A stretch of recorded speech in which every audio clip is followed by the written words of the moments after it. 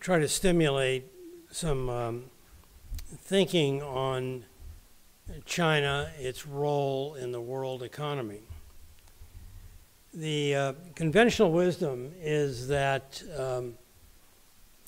China is the world's most powerful engine of economic growth.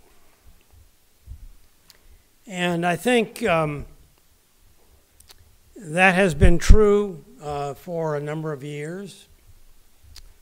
But I think we need to rethink that dynamic between China and the world in China. My thesis that I want to just lay out for you today with the support of a few slides that I've brought with me is that the engine, the Chinese global growth engine, is not as powerful as it used to be.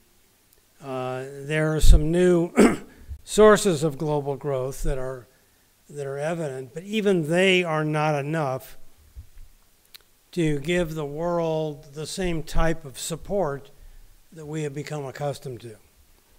And the U.S.-China conflict, which is an ongoing subject of my own writing and research, represents probably the single greatest threat to the overall global growth dynamic in the years ahead. So how do we get my slides up there? Okay. So this is a busy slide, but it shows you a couple of things. One, the IMF's latest projections of global growth through the year 2029.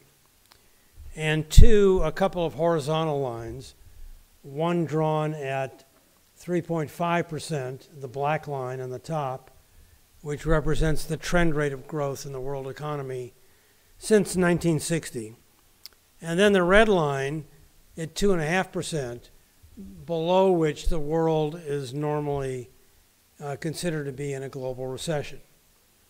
The forecast looks okay between now and 2029, but it's most importantly below trend. And when the world is growing below trend, it lacks the cushion that is normally required to deal with shocks should they occur. And that leaves the world vulnerable to the onset of a new recession. The China outlook is a very different outlook than we are accustomed to in examining your long, dynamic, and major source of global growth. On the left, the solid black line is the 5-year trend in Chinese GDP growth. And it's moving steadily lower and projected to do so between now and 2029. The peak 5-year growth rate was 11.7% in the year 2007. And by the end of the forecast period, that number is projected to be 3.8%.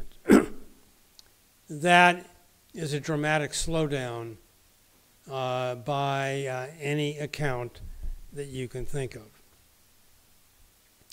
And the slowdown can be broken down into short-term or cyclical pressures, such as the property crisis, or longer-term structural issues that I will talk about shortly that have to do with demography, total factor productivity, and geostrategic conflict with the United States. The property problem is China's major cyclical growth impediment in my view. And the government has just announced a new property support package. In my humble opinion, it's a step in the right direction, but it is not nearly large enough to absorb the excess inventory on the supply side of your housing market. The lending support package of the PBOC isn't adequate to take up the outsized inventory of housing stock that is now overhanging the supply side of the Chinese property market. At Yale, I've taught 2 courses over the years that bear on this issue. One is a big class on the Chinese economy, and a second seminar is on the lessons of Japan. And if you study the lessons of Japan carefully, you will note that the property crisis, which lasted for 18.5 years in Japan, was a major impediment to the recovery of the Japanese economy in the aftermath of the lost decades of the 1990s and early 2000s. By many measures, the property problems in China are every bit as large as those which we saw in Japan, and we are only in the very early stages of addressing that problem. It took 19 years to address the Japanese property problems.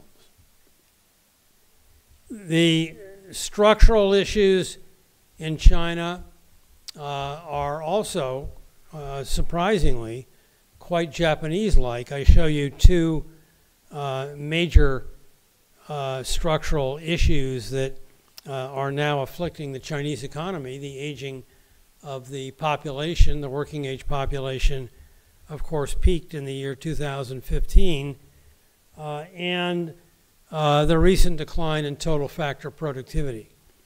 In my lectures on Japan, I have the same confluence of structural problems that I can show you, but I'm not going to show them to you today in the interest of time. I want to assure you the chart looks identical. The only difference is it took place 20 years earlier in Japan. The way we do economics from a growth accounting point of view is when a nation is faced with a demographic problem of an aging population, the only way you can maintain rapid economic growth is to offset the demographic headwinds through increased productivity growth. Japan was unable to do that, and I worry about China's capacity to do that as well. TFP, as you see, has been declining actually since the year 2011, in large part reflecting the fact that much of Chinese economic activity is now taking place in low productivity SOEs, and the private sector, which has historically been a strong source of productivity growth in China, is now feeling the pressures of regulatory restraints, especially in the internet platform area. So these 2 conditions make China sort of a worrisome parallel of what we saw in Japan, where the headwinds from an aging population will not be offset by an increase in productivity of those that are still on the job. So, you know, this is a long chart here. I'm not saying that China is the next Japan, but there are clearly some worrisome parallels as seen from the standpoint of asset bubbles, debt intensity, the incidence of corporate zombies, the aging, the demography, and of course, conflict with the U.S. Japan was in conflict with the U.S. on trade policy in the late 80s, and now it's China. The U.S. always needs to blame somebody for its growth problems, and we like blaming large Asian nations. One other thing about the Japan comparison that I will leave you with and then move on to the topic at hand, the global growth dynamic, is the notion of the Chinese growth shock itself. On the surface, it doesn't seem to be a big deal. I mean, you can see what happened in Japan, 45 years, the green bar on the left, of 7.25% growth, and followed by 45 years of less than 1% growth.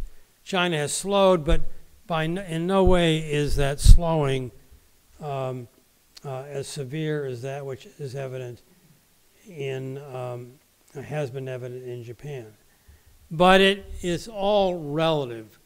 And what you see on the right is the difference between the growth comparisons in the high growth period, Japan and China, versus that which has occurred recently in Japan and that which is projected to occur over the next 5 years in China.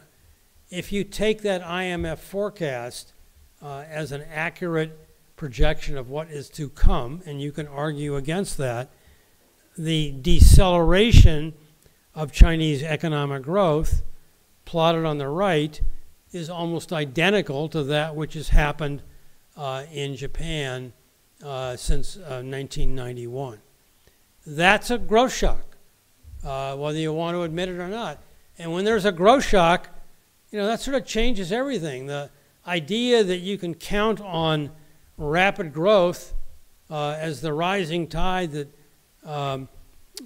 sort of masks all underlying problems, that gets drawn into serious question.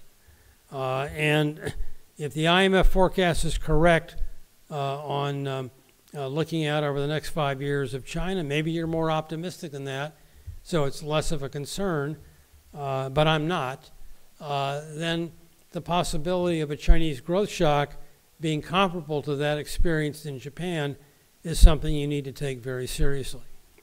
So what's all that mean to world economic growth? This graph measures the cumulative contribution of China to global growth. And you can see something very interesting about this, and that bar, the second bar from the left, shows the Chinese growth contribution at its maximum, close to 33%, from, wait, I just gotta, sorry, from 2010 to 2019. No, that's, yeah, maybe I'll do that, yeah. Thank you. From 2010 to 2019. Then came COVID, and post-COVID, the Chinese contribution to global growth has slowed dramatically. The 32 went down to about 24, and again, on the basis of the IMF's forecast, it's going to drop further to about 21% over the 3 years, 2027 to 2029.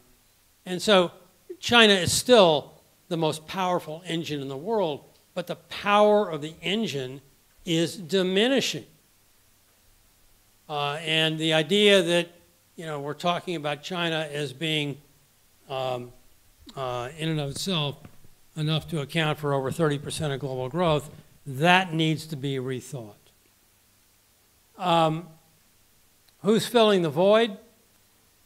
Well, India is trying, and you know, if you look around the world for new sources of global growth, you can see that the Indian source, which was, you know, 1/3 of that of China's in the 2010 to 2019 interval, when China's impetus to global growth was at its maximum, that Indian source is almost doubling by 2027 to 2029 when the Chinese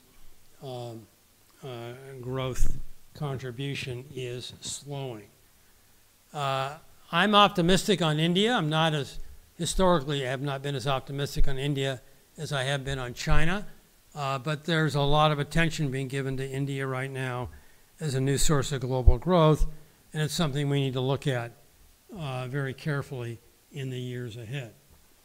The rest of the world, I'm afraid to say, doesn't really matter. I mean, you look at the U.S. share, it's been roughly stable around accounting for 10% of global growth for a long period of time. I'm sorry, I know we have an ambassador here from Europe, but Europe is even less consequential in making a contribution to global growth than the United States. And then if you look elsewhere in the world, Japan, ASEAN, Latin America, Middle East, I mean, they barely show up on the chart. So if you're looking at the global growth dynamic, recently, currently, and prospectively, China, US, and India, those are the three sources that will matter the most. And I stressed here this afternoon that the Chinese growth engine is not going to be what it used to be.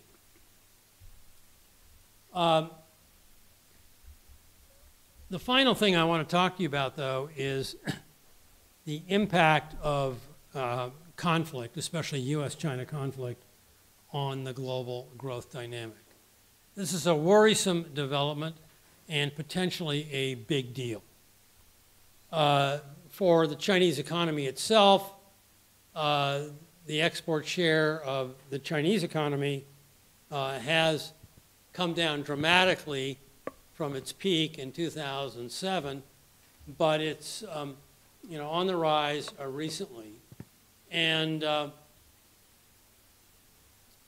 Xi Jinping, in his latest policy pronouncements, is placing major emphasis on manufacturing-led, export-led growth in China, especially in the advanced technology and in the capital goods area.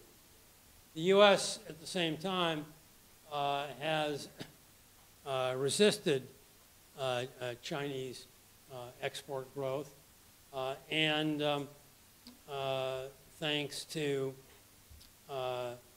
former President Trump, who, as you know, was convicted of 34 felony charges today in New York, we are in the midst of a major trade war with China that was sparked by President Trump, but continued under the Biden administration. These are U.S. tariffs on Chinese products, which were virtually nothing, and they're still holding at about 19.3% of overall imports from China today. And China, of course, has reciprocated, and that has had a significant impact on Chinese demand for U.S.-made goods. The Biden administration has, as I said, continued to prosecute Donald Trump's trade war. And I find this, I'm trying to be fair. I'm not being either supportive of a Republican or a Democrat. I'm critical of both. When President Biden took office on January 20th,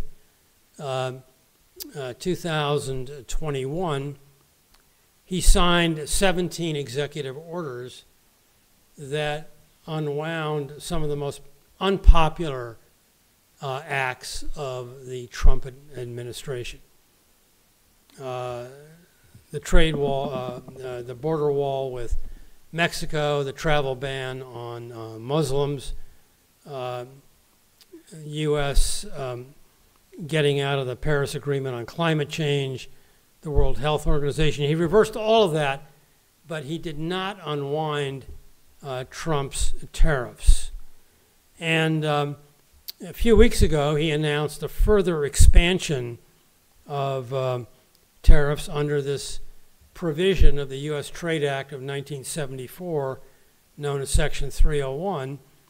And the most worrisome aspect of those tariffs, I think, were in these areas involving Chinese production of alternative energy products, batteries, electric vehicles, and solar cells. There's a number of other items that are the tariffs are increasing. The point's been made, don't worry about electric vehicles. The tariffs are going to 100%, but the U.S. doesn't buy too many cars, electric cars made in China, at least not yet. I think this is a huge strategic mistake driven by election year politics in the United States.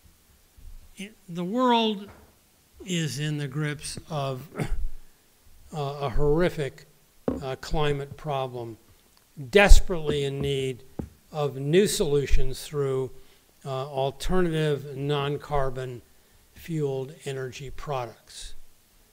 To take a protectionist stand against a country like China that has a comparative advantage in producing the non-carbon alternative energy products that a world in the grips of climate change desperately needs is a blunder potentially of historic proportions in my view. It is precisely the wrong thing at the wrong time and an example of how poisonous politics can be in shaping trade policy for the world's leading nation.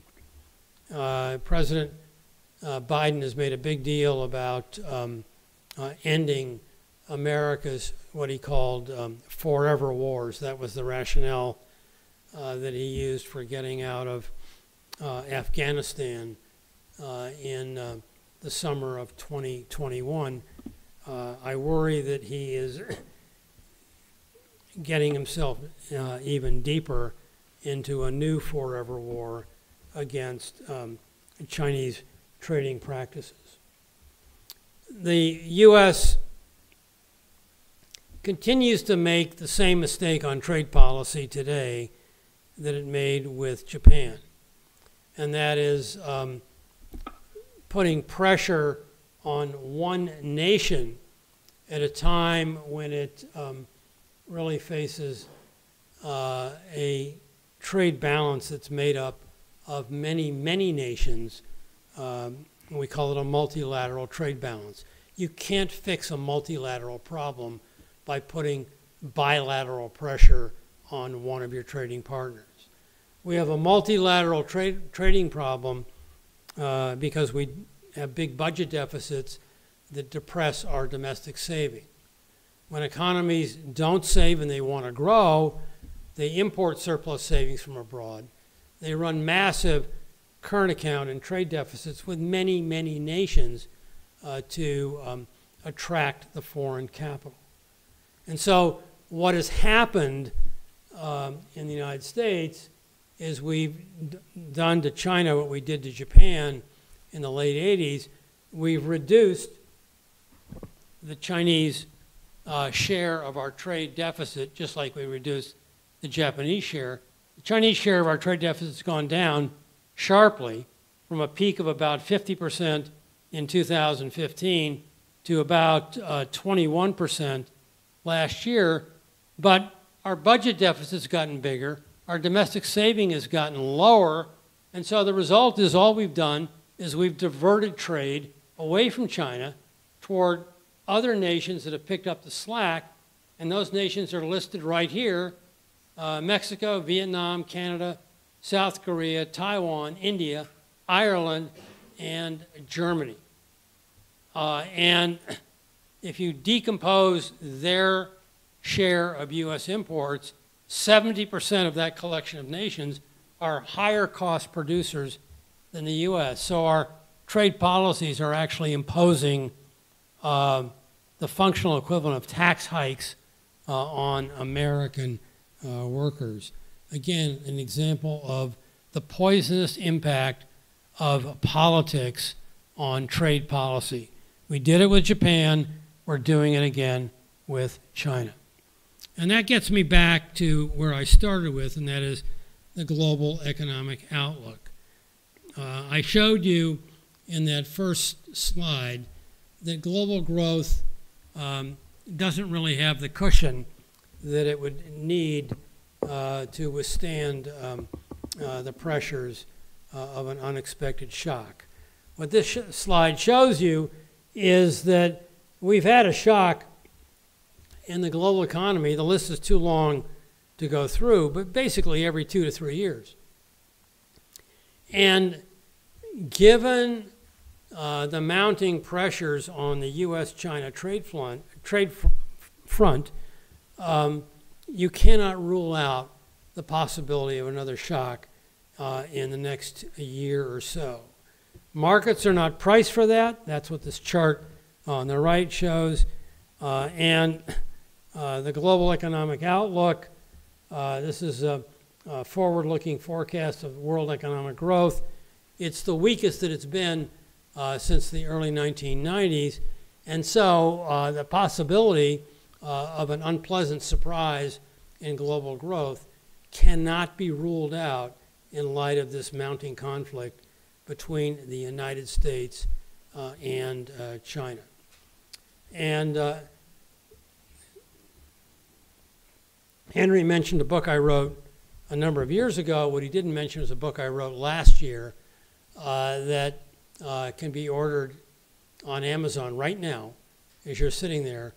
It's called Accidental Conflict, and it focuses on the risks, the mounting risks of conflict between the United States and China in light of the Trump tariff wars that have been prosecuted further by President Joe Biden, and makes the case that unless something major is done to bring our nations together, and Henry mentioned my proposal for establishing a U.S.-China Secretariat, which I continue to be very much in favor of, that the possibilities of accidental conflict are something to take very seriously. And with pressures building to this very day in the South China Sea, the Taiwan Straits, the new tariffs that President Biden is imposing on China, this is something to take very seriously and something that we must stand up and say no to today if we are serious about defending the strength and resilience of the global economy. Thank you very much.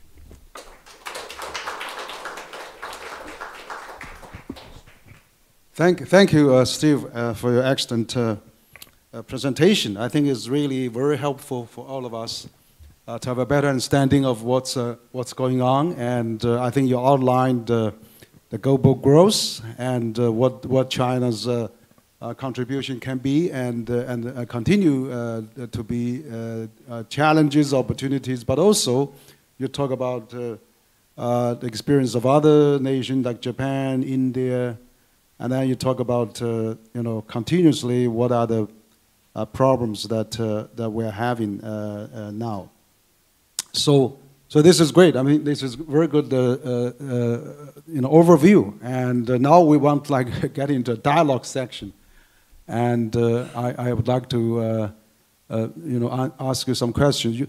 First, you mentioned about this IMF forecast. I think that was very interesting because IMF actually recently they mentioned that projected growth for 2024 will be 5%, right? Up from 4.5%. Actually, I know 4.5% in 2025. So they actually increased their projection by 0.4%, and so this is interesting. But also you mentioned those. Of course, the trend is coming down, and so the question I would like to ask is that, of course, China, with the magnitude, with the size of its economy, and such a big second largest economy, they cannot, when the bases are low, they have a lot of a big percentage. But even now today, even 5% or 4.5%, probably equal to 10% 10 years ago, or 15% 20 years ago. So every year there's a large equivalent of, I don't know if it's Australia or Indonesia GDP added to China. And also the other thing is they are now from high speed growth to high quality. And for example, I remember many years ago, they were talking about 700 million shares to exchange for 1.747. Now China become the largest automobile exporter in the world. So there's a lot of quality changes. How do you interpret that? Even though the speed may come down, but the quality may pick up, and that is still needed. And then how we can really continue that kind of from high speed to high quality, and what are the things we still need to be cautious of, and how we can really continue that positive momentum, even though we're not achieving the high speed we used to have. Well, you touch on a few things, Henry. One, the IMF's forecast revision. Half a point, in the way that forecasting accuracy goes these days, it's an upward revision, but it doesn't change the basic story of an economy that is still growing at best about half the pace that it did in the high growth era when the Chinese economy grew 10% for 31 years from 1980 to 2011. You're right that as the base gets bigger, smaller increments mean more. But my point on the growth shock that I tried to end with is that this has been abrupt. The slowdown has been concentrated in the last few years, and when China was growing rapidly for much, much longer than anybody thought, the expectations were built in that China and the world could count on rapid growth, irrespective of the base effects going forward. And this notion that the leadership continues to boast about in addressing global forums like the China Development Forum, and I heard Premier Li say this at the China Development Forum at the end of March, that China accounts for, I think the number he used was 35% of global growth. That's out of date. That number is no longer accurate, and it's going to get smaller. Your final point, though, is, I think, the most important, and that is moving away from a focus on the quantity to the quality of growth.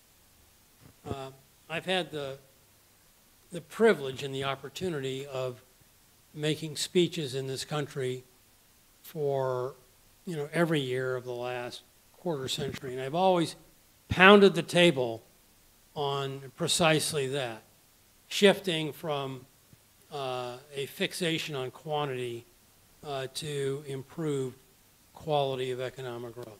How do we measure the quality of economic growth?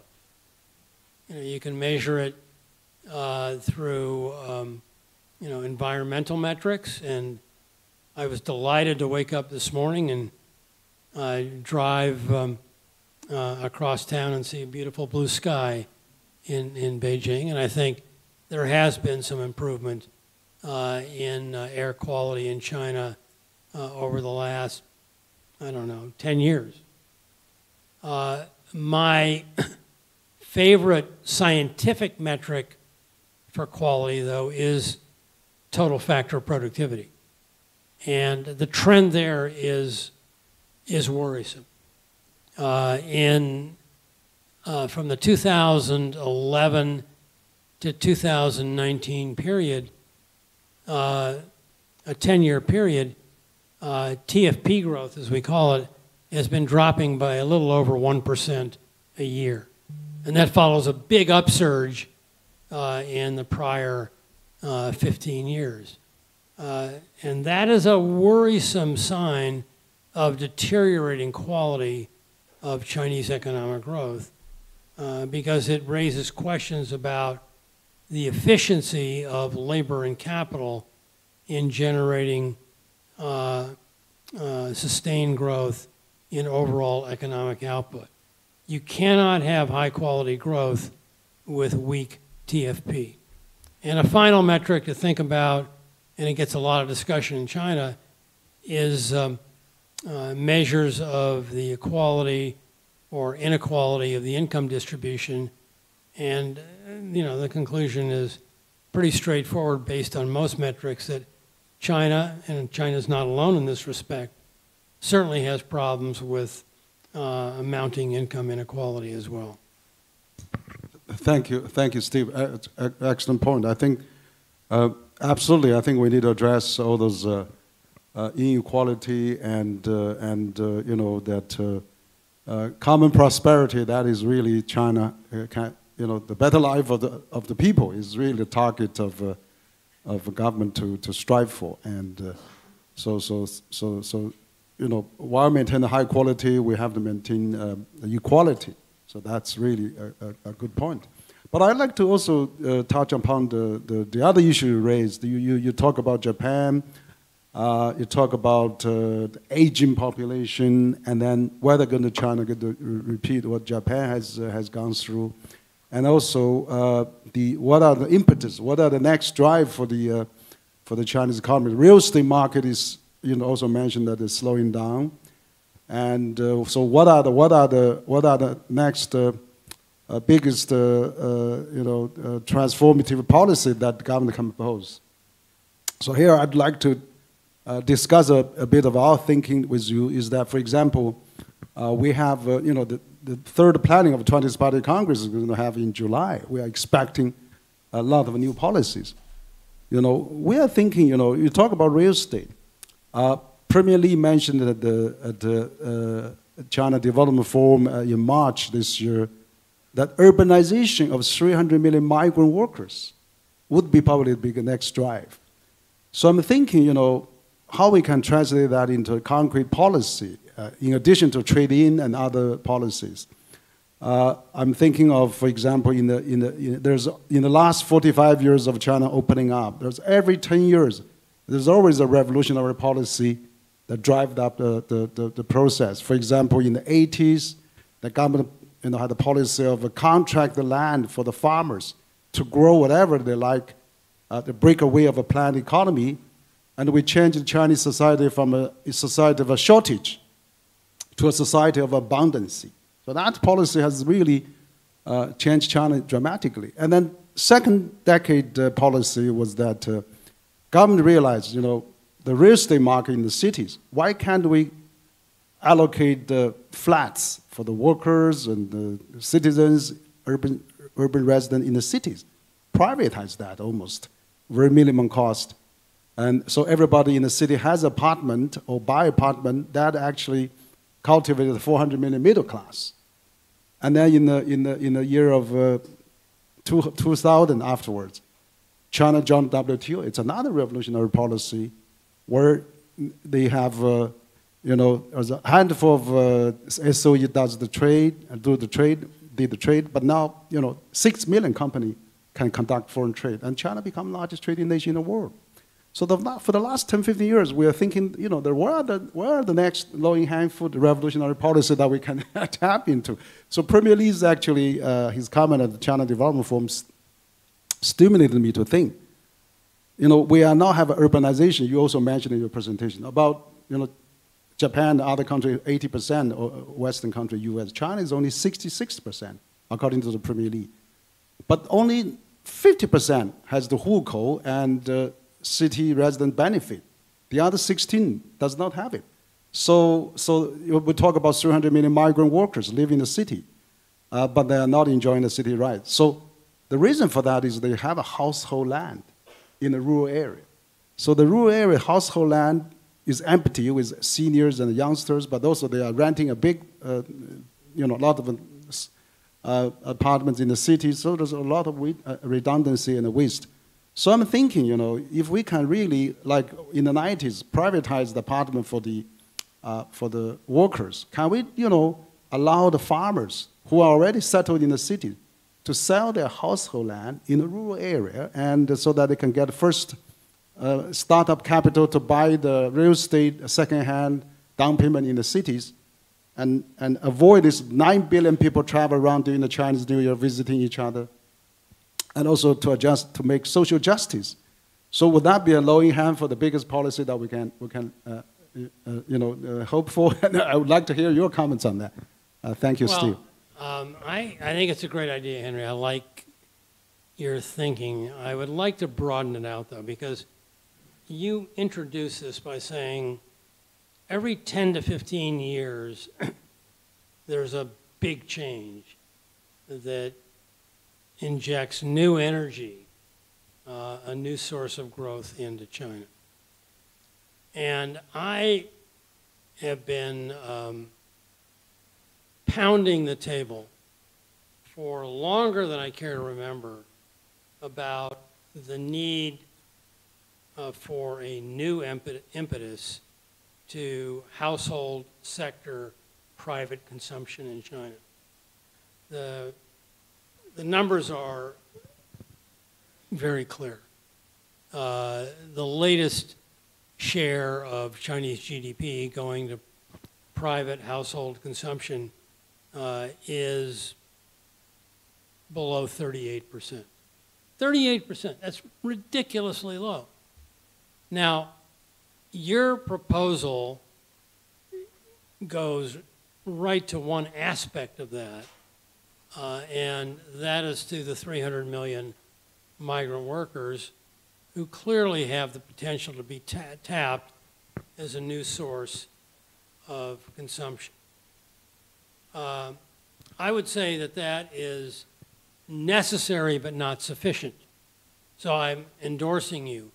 But I would say of equal significance would be the need to really inject much more funding and vitality into the social safety net, healthcare and retirement, because I think that is the biggest impediment to discretionary consumption, because it keeps families who are aging rapidly predisposed toward precautionary saving in providing for the future.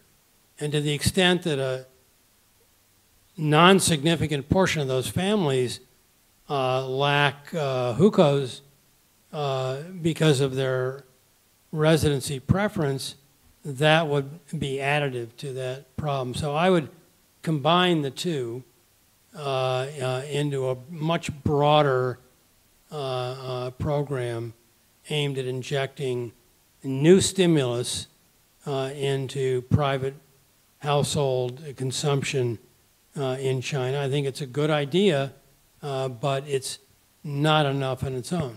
Just say one other thing about the current Chinese policy strategy. Like you, I was also at the China Development Forum and heard Premier Li address policy priorities for China. And he repeated a theme that he had emphasized in his work report a month earlier to the National People's Congress, saying that the real priority, the most important priority, is focusing on new productive forces aimed at boosting manufacturing and in particular, a new round of export-led growth in China. He mentioned, in addition to that, the need to stimulate domestic demand along the lines of what you and I have been talking about. The first priority, though, is one that is clearly causing a lot of negative reaction in the U.S., increasingly in the G7, and it's all wrapped up in this excess capacity debate that I alluded to in my own comments. So, this twofold strategy is important for China, but it creates conflicts that I think are also problematic in shaping the growth outlook in this country. Great, thank you, Steve. Absolutely, I agree. You mentioned that we should really have new, a strong impetus or stimulus or revolutionary policy that badly needed, not by China, but also for the world. I think real estate is one of the biggest factors because in the Chinese traditional thinking, if you have a piece of asset, then you are confident you're going to spend more. You're not going to take the wallet close to your chest and then withhold from spending. So I think stabilize the real estate market is crucial. And actually in China, I read somewhere there's an apartment built enough to house 200 million people. So 300 million migrant workers, if we move them to the cities and let them have a legitimate identity to live in the cities, they're going to contribute to the stability of China. Now, I'd like to ask you another question. You mentioned about just now new productive courses, new quality productive forces. Interesting, you also mentioned the tension on those tariffs. President Biden raised on the EV cars, batteries, and the solar, all those new green energy technology and products. Actually, according to the International Atomic Agency, in order to combat climate change, according to the Paris Accord, we probably need more, like at least 800 gigawatts of new green power to combat. And now we can only produce a quarter of that. And then the world needs to spend $4.5 trillion a year on the green spending. The world is only spending 1.8 trillion, far from oversupply. So I was even reading that the European government is considering to extend their, phasing out of the diesel gasoline-driven car. Originally it said by 2035, now it's extend to 2040 because they want to extend the life of diesel and the gasoline car. So if we are having a changing climate so badly, and it's really strange to see that U.S. and even sometimes Western countries are so calling for more products, more technology available to combat the climate change. Now China has developed that. Now they're refusing to have it, and they even put tariff on that. And 90% of the commercial flights is supplied by Boeing and Airbus. We don't see it's overcapacity. So I just want to get your opinion from non-Chinese. What do you think about, we are urgently need green products in this world. And China, after so many years of experiment, hard working and trial, and of course with opening up of help of every country, now to have this product available, now the country says, no, you are overcapacity. So what do you think? What's your take on this question? I think it borders on insanity. In a world that is facing unmistakable signs of climate change, there is no such thing as excess capacity in non-carbon green energy products. If anything, there is a shortage of alternative energy products. China is providing an enormous service and a benefit to the world in producing low-cost, clean energy products that the world desperately needs to protect itself against the ravages of climate change. China has the technology, the scale, and therefore, by definition, the comparative advantage in delivering exactly what a climate-torn world needs. And we resist this purely for political pressures because we have this desire led by the United States to contain Chinese economic growth and development. We also have, as you have in China, national security concerns.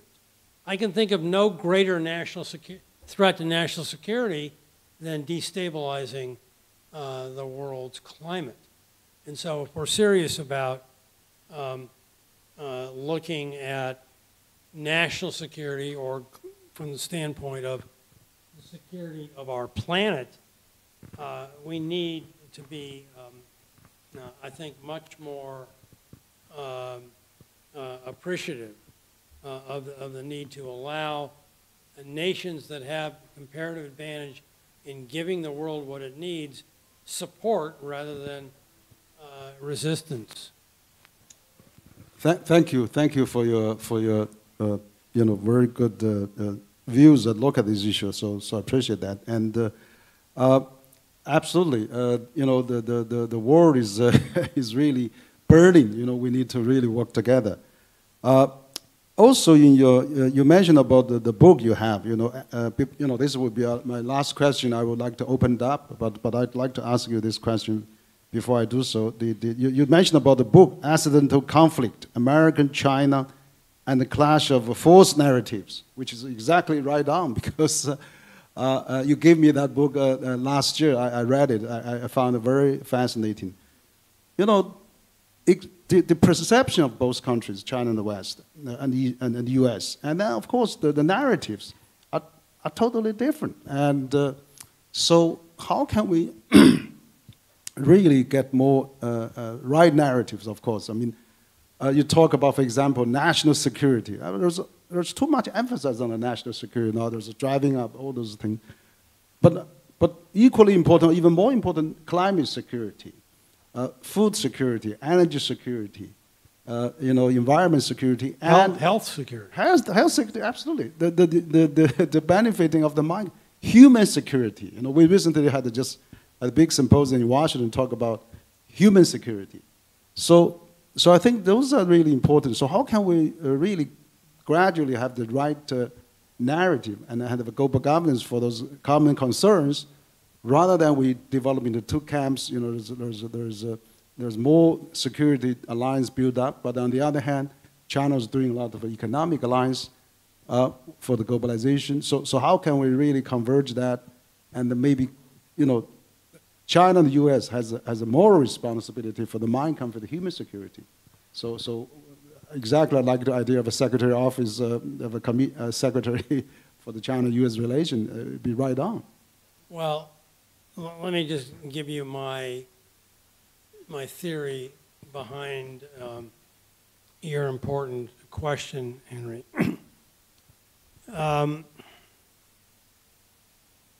When I started working on this book 4 or 5 years ago, I started out with some of the ideas that I summarized in the slides today, and that is that we have, in the United States,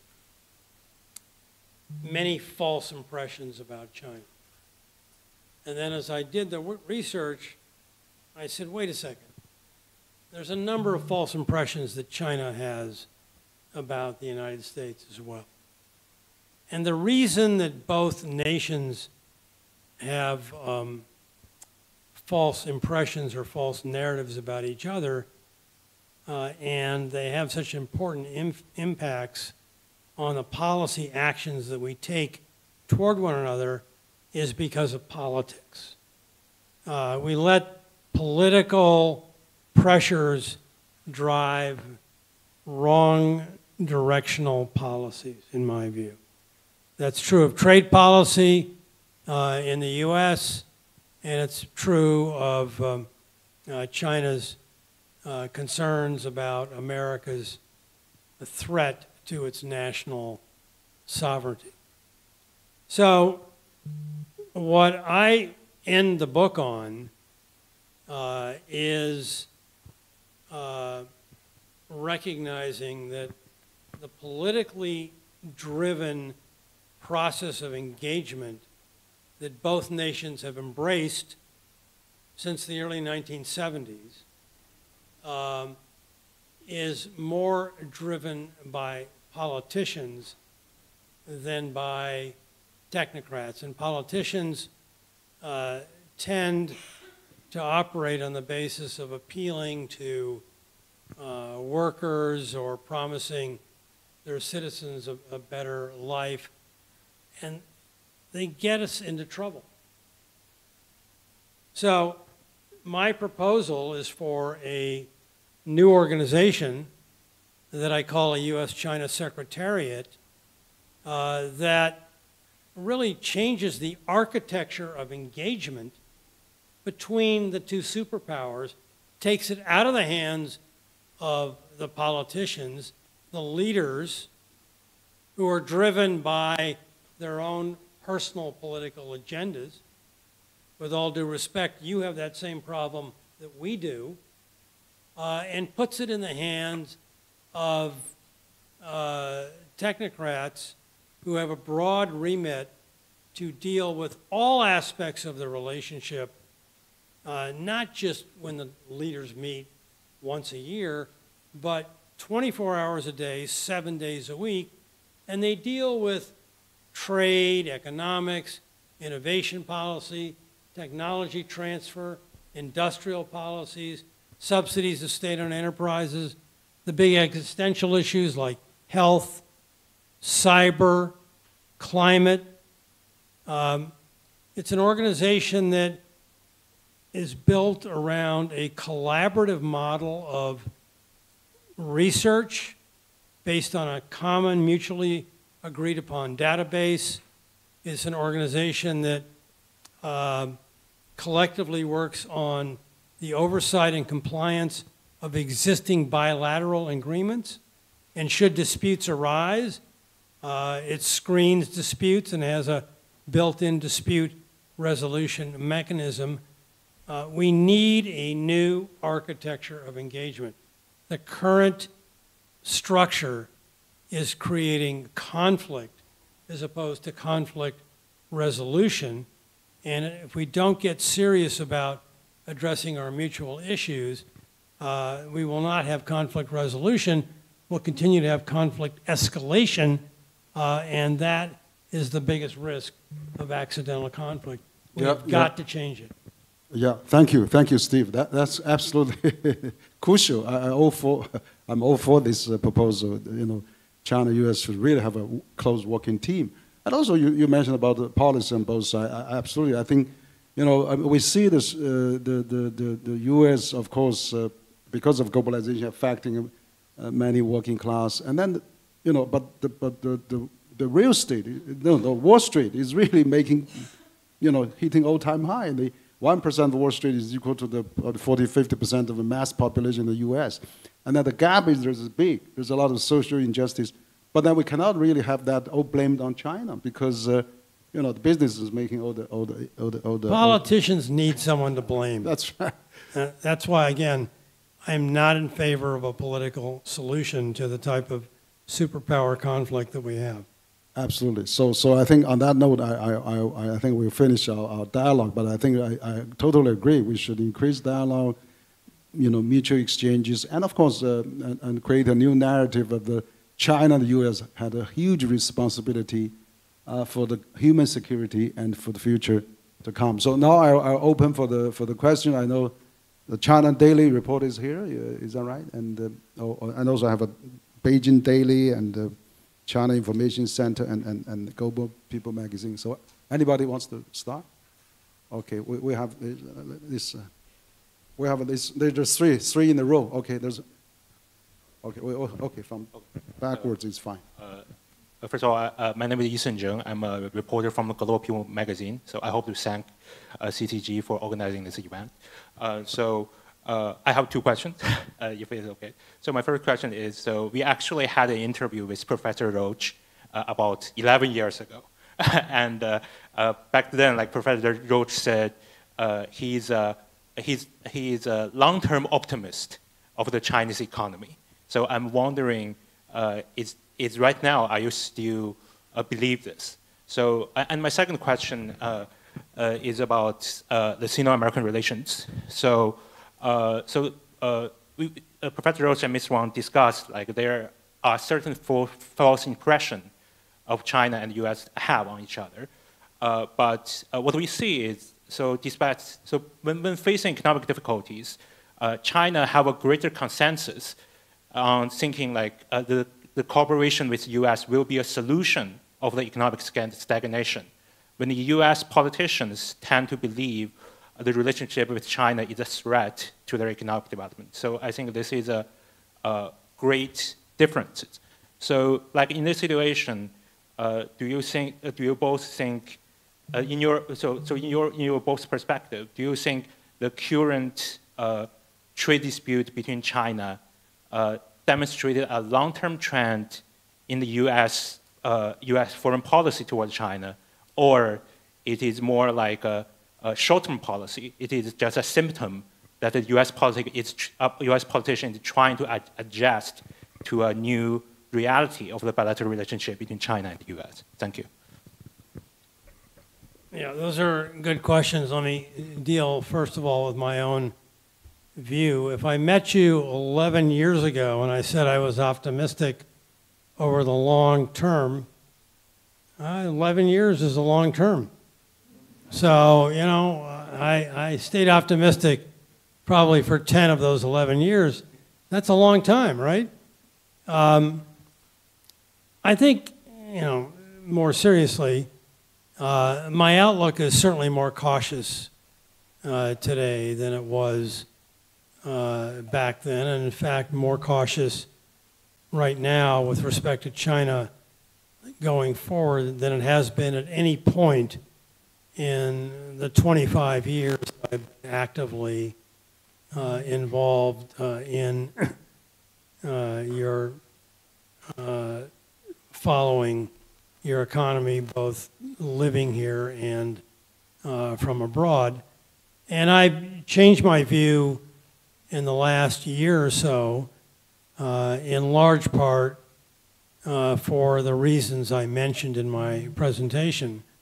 The demographic changes are happening much more quickly than we thought.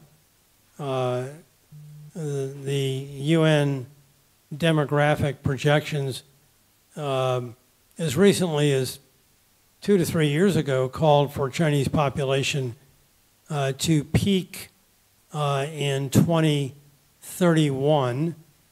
It happened in 2021, 10 years earlier.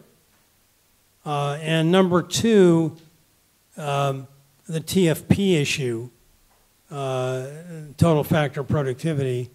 The trends have been weak, and they're an outgrowth of conscious policy choices that the Chinese government has made, not only to throw more support behind low productivity SOEs, but to put tighter regulations on higher productivity private sector, especially internet platform companies. And the third and final consideration in my shift has to do with my deep-rooted concerns about the U.S.-China conflict, which have really gone from bad to worse over the last few years, which gets me to your second question on the conflict itself. There are different perceptions on both sides of the relationship about the role that each nation can play in supporting or in constraining each other's prosperity. You're entirely correct. The Washington view is that China is a threat to long-term prosperity. China has not had that view about the United States until, I would say, the last year. It was a year ago at the National People's Congress in early 2023, when President Xi underscored for the first time his concern that U.S.-China policies were now posing the long-term threat of suppression all around the containment of China's growth and development objectives. And this represents a shift in his point of view as well. And so both of these perceptions, they come from different places, but they end with the same emphasis on mutually shared perceptions of conflict, which I think are worrisome for the long-term stability of our economic and political relationships. There's still, I think, good spirit on a people-to-people basis, but even that over time, I think, becomes adversely affected if the economic and political and trade and technology conflict continues to deepen. Yeah, no, I had maybe add a little bit on that. Is that I feel that you know, Chinese economy, as you mentioned, you know, the aging population, demographic changes, and all those things. But on the other hand, you know, there's more synergy now. You have the best infrastructure in the world. You have 70% of the 5G networks. You have a 12 million freshly graduate single-child, well-educated talent pool, and of course you have all the 1.1 billion smartphone users. So there's a lot of productivity. For example, China already become a cashless society, and then the productivity is at all-time high, probably in terms of certain areas. So I'm not that pessimistic, but I think, you know, things could change. As for China-U.S. relations, of course, President Xi also mentioned you have 1,000 reasons to be in good relations, not a single reason to be in bad relation. I think China was responding more to the U.S. hostile policy. But still, we want to maintain good relations. President Xi even invited 50,000 American young people to come to China. So let's hope for the best. The second, the gentleman from Bloomberg, I suppose. Yeah. Hi, I'm James from Bloomberg. I have a question about overcapacity, but I wanted to sort of step away from the three news or the new energy products you were talking about and look more broadly at the economy. If you look at steel production, or if you look at, you know, all the things that go into housing, production is still the same level as it was before the Three Red Lines policy was brought in. We're looking at 1 billion tons of steel being produced this year, but demand for that domestically is nowhere near where it was, and so that's being exported. And so March steel exports were at a record. You're seeing petrochemical exports for plastics and also other things. Also, you know, things that can't be used in housing anymore in China are being exported. But if you think about the green transition and the decarbonization, excess steel capacity and excess steel production is steel production is a big driver of carbon emissions.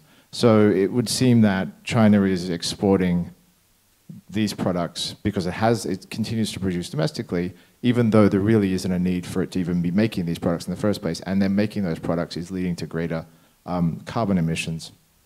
So sort of thinking about the overcapacity question more broadly than just batteries and EVs and solar panels, do you think that there needs to be more done in China to deal with the capacity issues that are being seen in the industrial economy?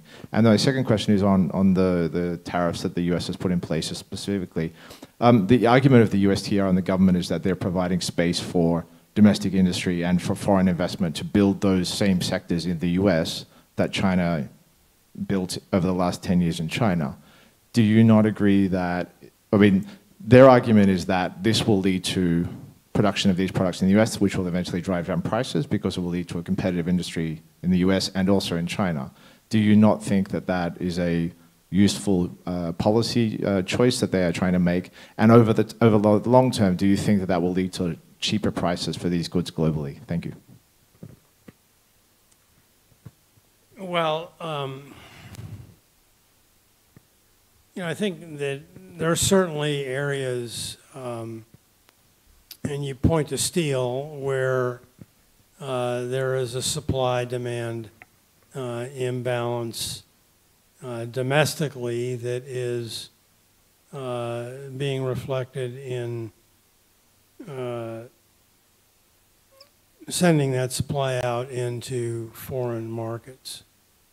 I would argue that that is a symptom of a bigger problem in China, and that is letting too much of the industrial sector now being supported and driven by state-owned enterprises that are less susceptible to market pressures that might otherwise promote a more rational balance between supply and demand. And I think the emphasis on SOE-led industrial activity does create inefficiencies with important global repercussions, and that just underscores the need for intensified efforts at SOE reforms that over time I think would begin to alleviate that type of problem. The rationale that you describe for putting up barriers to protect nascent green energy production in the developed world, I reject that completely. I think, if anything, it will make the competitive pressures less intense, as protectionism always does. And I think the cost differential US, China, EU, China on EVs, batteries, even solar panels is so wide that protectionism, all that will do, I think, will again keep the global price level higher than would otherwise be the case. So I think this is a tax on precisely the types of products that a world afflicted with climate change needs more than ever, and I would not be in favor of that or support that type of rationale to just, quote, give us time to catch up. Thank you. Okay, we'll have the lady in the front. Yes. Thank you for the opportunity. I'm a journalist from China Internet Information Center. And the first question, you have just stressed the importance of total factor productivity. You said that China cannot achieve the high quality growth with a weak total factor productivity. So what are the suggestions for Chinese government to improve total factor productivity? And the second question, how would you evaluate the trade relation between China and the U.S.? How would you evaluate the impact of the U.S. election on China-U.S. trade relations? Thank you. TFP policies, again, there's a long debate of this in the economic and policy literature, and investing in human capital, innovation, all part of the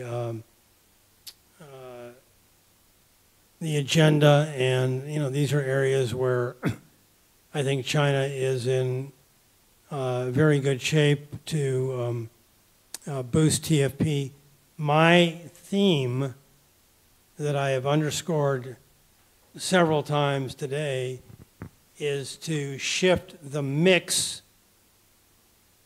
of economic support away from low productivity SOEs to higher productivity private sector, especially technology companies. Without doing that, many of the other things that are being achieved so successfully in China will just get lost in the equation. That would be my single most important objective. In terms of the election, what we've seen from President Biden, as I indicated in my presentation, has been a surprising and disappointing continuation of the protectionist approach that was sparked by President Trump. And I don't see any signs that President Biden is going to rethink this approach should he be reelected at the end of this year. And former President Trump, who the last I checked is still running, even though he might be behind jail bars in November, is in favor of massive further increases of tariffs on Chinese products. And so I don't think we can count on him for delivering spontaneous relief on the U.S.-China trade front either. Okay, good. Maybe last round. I don't know if China Daily or Beijing Daily was here. Okay, yeah. Thank you. Thank you. I'm a business reporter from China Daily. I got 2 questions. My first question is, China has made progress in containing the risk of a debt deflation loop and increasing efforts to support housing inventory digestion. So how do you see those moves to stabilize the economy, and what efforts are needed to do more to bolster China's economic recovery or tackle some structural issues? And my second question is, actually, recently, China's top leadership has addressed the importance of deepening economic structural reforms, and the third plenary will be held in July with a key focus on reforms. So what will be the key policy focus for China to deepen economic reforms? Thank you.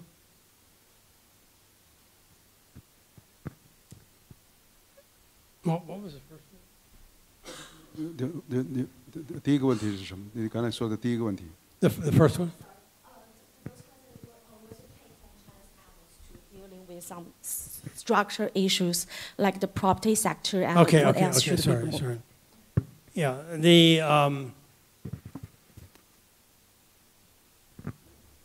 the recent initiatives, I think, are steps in the right direction, but only steps.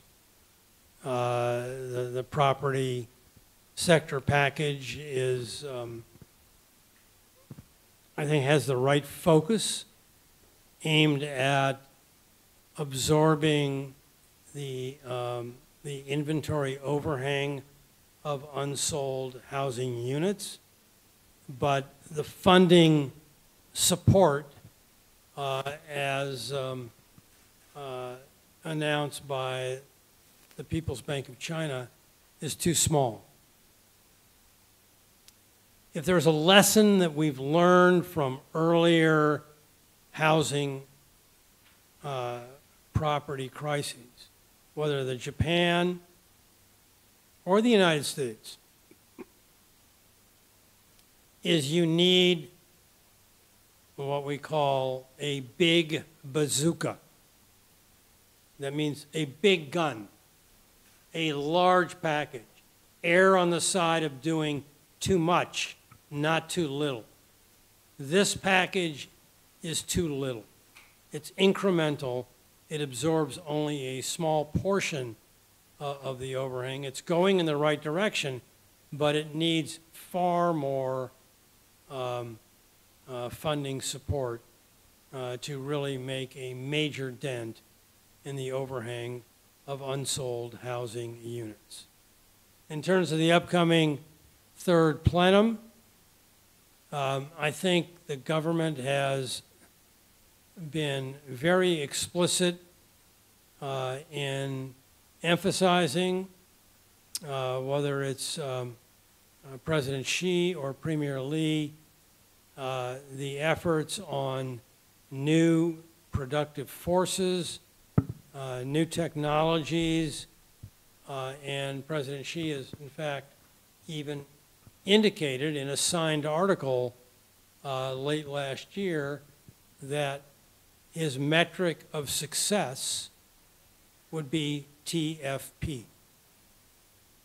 So that's very clear. What's not clear, though, is the second issue, one that Henry and I have both addressed, and that is to really deepen and expand the emphasis on supporting consumer-led rebalancing in China. Henry has some proposals on hukou reform and transferring ownership of rural residents. That is very important, and I support them.